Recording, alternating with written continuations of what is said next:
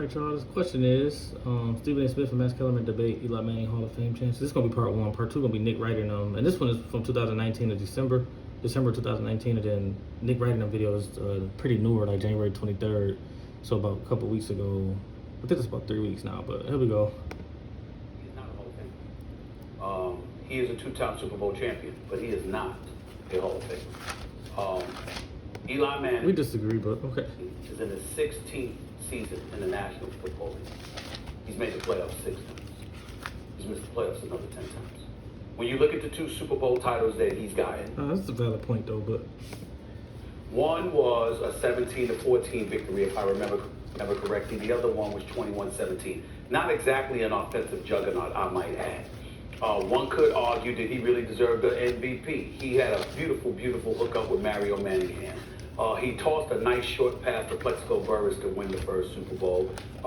We get that he's a 2-time Super Bowl champion. he's stuck right there, bro. The 2011 one, he definitely deserved that one. I think he had 11 completions in a row or something. I don't know. He was lights out, man, in that game. That's personified. He's been an Iron Man. But when you look at the great Hall of Fame quarterbacks in NFL history, those who have won Super Bowls, those who have not, Eli Manning was not on their level. It's just that simple. I look at this guy, and he's had great moments. To be a Hall of Famer, you I don't look really at, have to be. but I look at him overall, I mean, Warren Moon is in there, I think. and I don't know think if Warren Moon about made it. the I'm 6 sorry. Let me times just let him in talk. 7 years you're missing the playoffs. I think about the number of times, 10 times in 16 years you don't even make the playoffs. You've made the playoffs 6 times in 16 years. And I look at the defense that basically propelled you to your Super Bowl title. I'm not taking. Same thing with Brady. Same thing with Montana. Same thing with Bradshaw with the Steel Curtain defense. Sometimes like he just. I know he's making the case that he's not. He don't think he's Hall of Famer, so he's making all the cases that he's not. And all those cases are valid, but I don't know. It's just like it's not all the way the truth. It's like what happened though? What have he had offensive line though for those last like 6 or 7 years? Taking anything away from him in terms of respecting, his professionalism, what he brought to the table, the fact that he was reliable. You knew that he would show up every week. But Yeah, I don't even know if he even missed a game ever as a starter. think Hall of Famer, you got to have better credentials than that. And when it takes a team to win a Super Bowl, it's not the heroics. Even in a losing situation with Tom Brady and the Eagles, when Tom Brady threw 500 yards, that was not Eli Manning. I remember the road playoff victories here and there in Atlanta and Green Bay. I get it. San Francisco. But your career is what the Hall of Fame is about. I don't see it. I'm going to do my Eli Manning. Oh, Victor Cruz on there. Shout out to Victor Cruz. Eli threw him a lot of touchdowns. That's one of my favorite players too. Hall of Fame rap first, all right? And then I have something to say about this. And then, Victor, the floor is yours.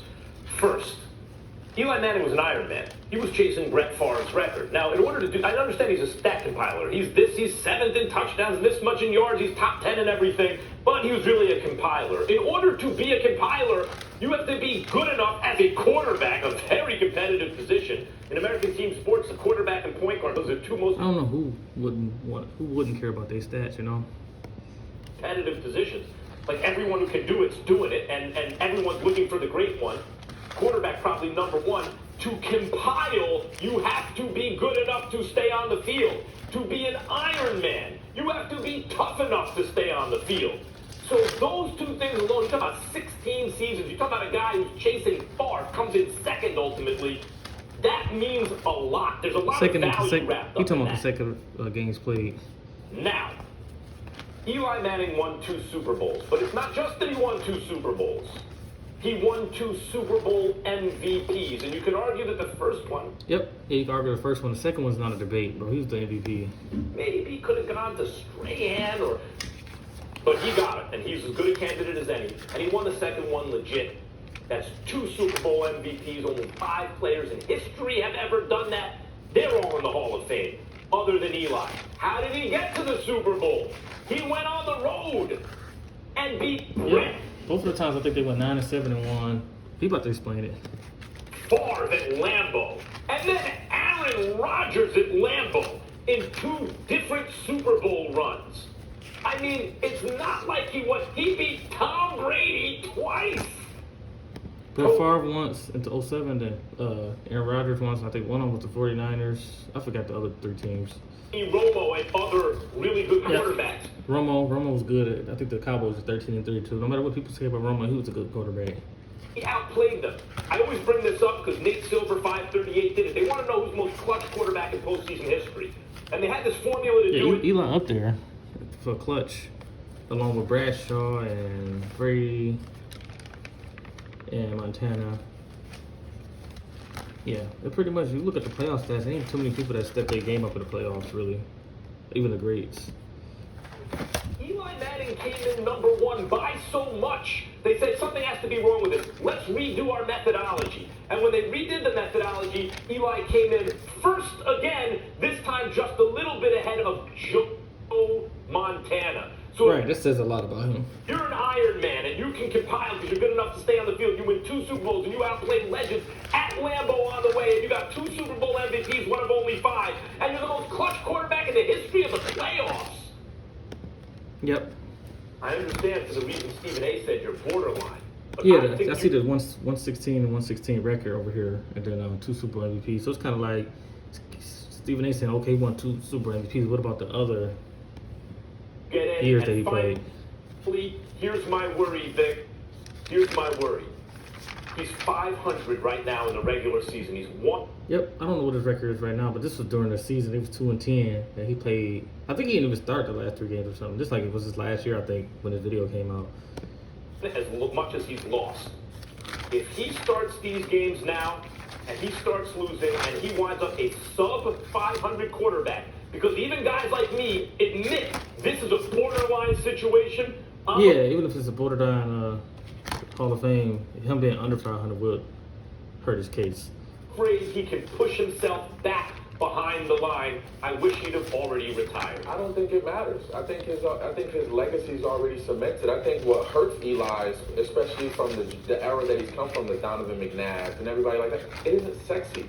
When you watch Eli Manning play, the numbers, it isn't sexy when you watch him play. But like you said, man, Right, like a McNabb or Aaron Rodgers or Vic or like Mahomes right now. Brett Favre, John Elway, they just look better doing it. But I swear Eli look good, but I'm just saying Eli be throwing that ball, man. 5 guys with multiple Super Bowl MVPs. All those other guys are in the Hall of Fame. He has 37 game-winning drives, and I've been there for 12 of them. And Oh, good stat with the Cruz. With the Cruz came ready.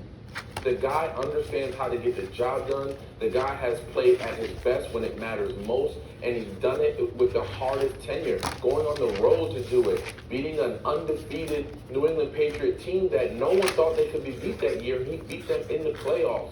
He's the guy that understands his role, understands who he is and what he means to the New York Giants organization.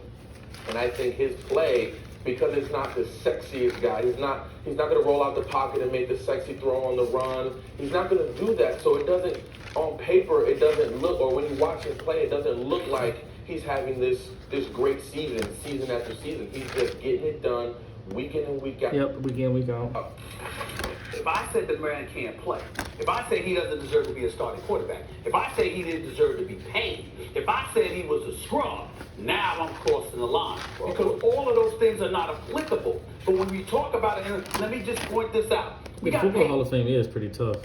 Manning, his brother. Eli Manning is 116 and 116. He has a career 500 record. His brother is 186 and 70. Who you rather have under pressure? Let me finish. I just don't think it's fair to compare Eli to Peyton just because that's his brother. Like that don't mean he should make the Hall of Fame because he's not better than Peyton Manning. Let me finish. That's not the point. When it's on the line. Oh, wait a minute. You're Wait, right. time out. Listen, do y'all want to? I sat here and I let y'all speak. Did I say anything? Did you think you say No, you were quiet. I was very quiet. Okay, Quarterback. here's my point to y'all. What I'm saying is, I'm not denying the moments.